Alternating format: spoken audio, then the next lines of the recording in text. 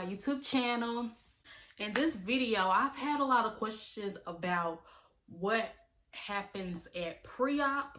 A lot of people want to know what happens at pre-op, so I'm gonna let you guys know what happened at pre-op and what happened on your surgery day, so that you won't get it confused. I got y'all, period. What basically happens is, the day before surgery, you're either going to get an email or you're going to get a phone call of your coordinator telling you when your pre-op time will be. So I'm going to tell you guys the rundown of basically what happens at pre-op so that you can get an idea of the things that you'll be doing when you show up at your pre-op appointment. So the first thing is, if you have not done, because I know every surgery place is different, so if you have not did your COVID test, some doctors require you to actually do it at pre-op, then you will go ahead and get that done at pre-op. If you've done it 2 weeks prior to your surgery day, then you good. But when you get to the door, they're going to take your temperature, so make sure that you ain't got nothing going on, no fever, none of that, because you're going to get stopped right at the door. You're not going to even make it through the doors if you even have a fever. So make sure that you're good to go with that. Number 2 is you cannot go in with anybody. Because of COVID, you'll be going in by yourself. So no friends, no family, none of that can come to pre-op with you. You'll be going to pre-op by yourself. I know everybody want people to go with them, but during this time, just for safety precautions, nobody can go in to your surgery pre-op with you. Number 3, when I got through the doors, I sat down for about a minute, and then they called me to the front desk to pay for my cell saver, because my doctor required a $500 payment for that, and I also paid $25 for my drug test. So you'll be paying for that at your pre-op appointment.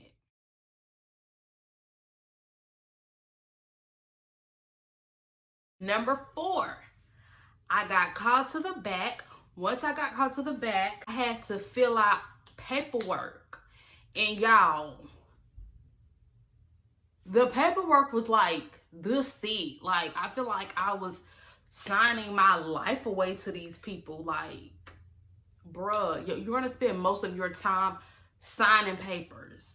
And make sure that you actually read and not just sign papers, because you want to actually know what you're signing. Don't just sign and actually read each page so that you'll know what you're actually signing, so there won't be any,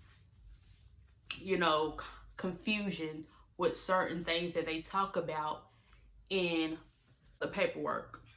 After that, I got fitted for my garment. So they would take you to another room. They'll have you try on a garment and make sure that they're able to put their hand inside your garment. Therefore, they'll know that it's enough room for your foam and your board to fit in there. So you'll get 2 foams and 1 board. I know a lot of places is different, but for me, I got 2 foams and 1 board. So for me, I feel like you should actually purchase an extra set of foams, because the first set of foams are going to get like bloody and all of that, and you just want to get a second set because you want to have 3 foams in.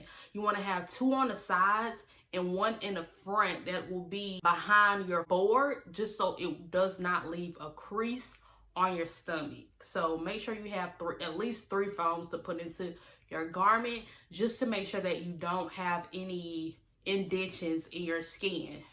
Next, I had to do blood work. Like, first of all, I did blood work 2 or 3 weeks ago. Why y'all sticking me? Like, I was not prepared for that. Like, I took blood work when I got my blood work done at my primary care physician. Why y'all poking me? Like, no.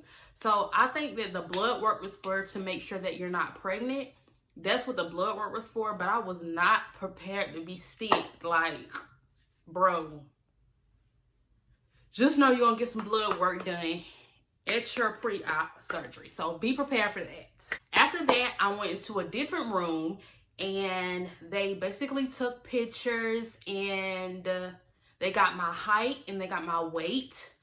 My doctor required a BMI of 35 and below.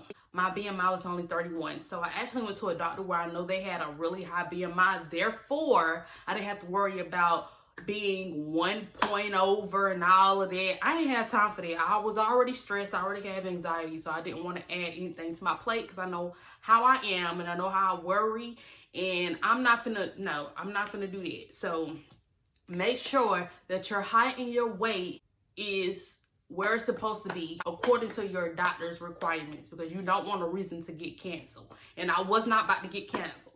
So when I found out that my doctor did a BMI of 35, I knew I was good if I gained weight. So just wanted to put that out there. So that's what happened to me.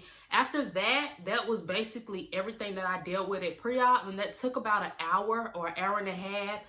Some people used to tell me that they used to be at pre-op 2 or 3 hours, but now at Jolie, they actually have a piece of paper that you're gonna follow, and it's at least like 5 or 6 things on there where they'll make sure that you have everything you need done. And it's just basically like once you've done one thing, they check it out. Then you go to the next room, check it off. Like, they have everything so organized just so they make sure that everybody is getting everything they supposed to get done at pre-op without them missing out on anything. So I feel like that's a plus because that just shows how organized they were. I had no problems at pre-op. I didn't even sit down for longer than a minute before they called me to the back and get my paperwork and everything else that I needed to be done. So no, you're not going to be at pre-op 2, 3, 4 hours. You're going to be at pre-op for an hour. So if your companion want to wait outside, they can do that because you're not going to be there forever. Now, this is what happened to me on actual surgery day so that you will know what you'll actually be doing prior to going back for surgery. Now, the day before surgery, they're either going to call you or send you an email like they did for your pre-op time, and they're going to tell you the time that you need to come. My surgery was at 10 o'clock. When I got there, I only sat down for, again, only 2 to 3 minutes before they called me. They made me go back and they took my urine just to make sure that, you know, I didn't have no drugs in my system. And you actually do your drug test on the day of your surgery, not the day before, but the day of. So once they took my urine, they took me to the back. I went to a room where they told me to get undressed, put on my gown, put on the little shoes they give you, and you'll get to the back and do that. They'll actually take your payment. So if you're not paying with cash and you're paying with credit card, they'll actually take that once they take you to the rooms to get undressed. After I got undressed and I got into my gown, I actually waited for the doctor to come in. The doctor came in. He just told me the overall of everything that would happen after surgery, as far as if you're able to exercise, when you're able to sit down, what to eat, etc. All of that. He talked to me about that. And then he told me to take my gown off. He drew on me. What he told me was he was going to get rid of my fat in my stomach. He said that I may need a tummy tuck, but he wasn't sure until after I actually had my lipo. So if I wanted to do that, I could come back in 6 months to get that. But he told me he was going to get rid of my back fat. He told me he was going to add some hips to my waist, which he did that. And he told me he was going to give me projection.